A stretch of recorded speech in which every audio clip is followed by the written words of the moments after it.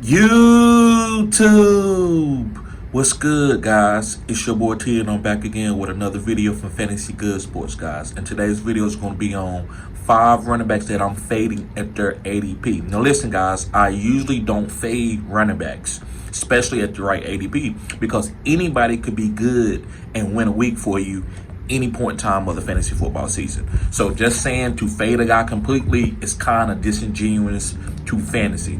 To me, anybody could be good, depending on what the week is, if it's a bye week, if I need a RB because my RB went down with injury. So I want to use this word fade lightly. So guys, make sure you hit the like button and subscribe to this channel. This is cutting edge content. I said what I said. This is cutting edge content. Okay, so let's begin. The first guy that I want to talk about that I'm fading is Isiah Pacheco from the Kansas City Chiefs. So real quick, guys, I'm not going to hold you up on this video, but the reason why that I'm fading Isiah Pacheco is I believe that Pat Mahomes is the goal line back for this team. So when I say goal line back, that means that when they get down to the green zone, which is 5 yards and in, they're going to do something for Pat Mahomes to either get a rushing touchdown or a throwing touchdown.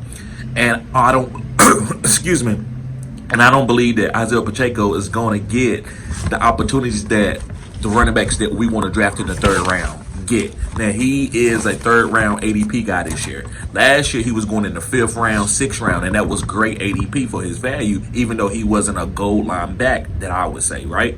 But this year, people are talking about how he's going to catch more passes and he's going to be getting a lot of touchdowns. I don't know. Not on Andy Reid's team. Tell me one time in the history of the NFL where Andy Reid's team running back has got all the goal line touches. Maybe Jamal Charles. That's it. So let's move on to my next running back.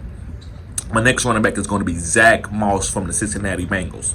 And the reason why I'm fading Zach Moss at a round 7 ADP is you can pick up guys like a Gus Elvis or a Rico Dowdle.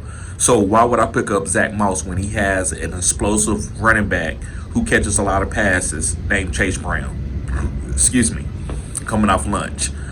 So I would rather draft Chase Brown with a team that I think is going to use Chase Brown more than they're going to use Zach Moss, because this team I think is going to be trailing. I don't think this defense is elite. Would Zach Moss be okay? Yes, but I believe Chase Brown upside is spectacular, so I would rather have him. And also Chase Brown, if you look at his athletic score, is very high. So I think this is the guy that you should take a risk on in this backfield. Now listen, if you want to get both guys and you can do that, that's fine. But if I had to choose, I'm choosing Chase Brown.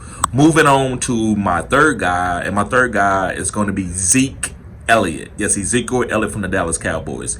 And he's going at an ADP of round 8. Now listen, round 8 ADP is not bad, but why would I get him when I can get a Rico Dowdle, which is the guy that I believe is going to be the starter? I don't think Zeke is going to start the whole season. Can he start in the first quadrant, which is the first 4 games of the season? Yes, because he's accommodated with this offense. He's a great pass protector, kind of like Zach Moss. Zach Moss is a pretty good pass protector too. But as the season goes on, you need explosive plays at the running back position. And so why would you have Zeke there when he's not the same running back with his quickness or speed? Rico Dowdle showed you last year that he was very explosive. He outplayed Tony Pollard in a couple games. So I believe this is going to be the season to take a chance on Rico Dowdle. And I believe he was going to be the starter sooner than later. Moving on to my 4th running back. And this guy's from the Carolina Panthers, and it's Jonathan Brooks, the rookie. Yes, the number 1 running back that was drafted this year in the 2nd round from Carolina. Now listen, I think this guy's going to be okay, but he's coming off a knee injury. I'm not drafting damaged goods. That's why I'm fading him at a round 7 ADP. To me, I would rather have somebody like a Jerome Ford or somebody, or Gus Elwitz, than waiting on a Jonathan Brooks. And he has to prove himself that he can block and protect Bryce Young. No, not as a rookie running back. If you're not a phenom runner, I don't trust you to get out there on the field, because you got rookies. I mean, you got veterans like Miles Sanders and Chuba Hubbard, who's been doing this for a while, who knows how to protect, who knows the plays. So I wouldn't draft Jonathan Brooks this year as a round 7 guy. Maybe round 12 or something like that, but round 7, no, I'm not doing it. All right, guys. Last but not least, guy that I am fading at their ADP is Nick Chubb.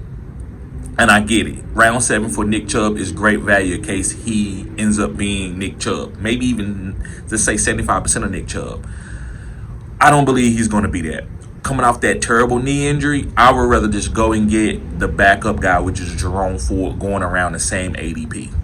Now, if you can get both, that's awesome. Like I told you about Zeke and Rico. If you can get Nick Chubb and Jerome, that's fine. But to me, I'm targeting Jerome. I'm not drafting anybody that has damaged goods. So, guys, make sure that you pick the right guys at the right ADP. Nobody is a bad pick at the right ADP. So, it's all about ADP value. Completely fading a player can be dumb. Fade them at a high ADP, and maybe hopefully if they start dropping, you can pick them up then or trade for them during the season. So guys, thank y'all for tuning in to Fantasy Good Sports. Make sure you hit the like button and subscribe to this channel. This is cutting edge content. Peace.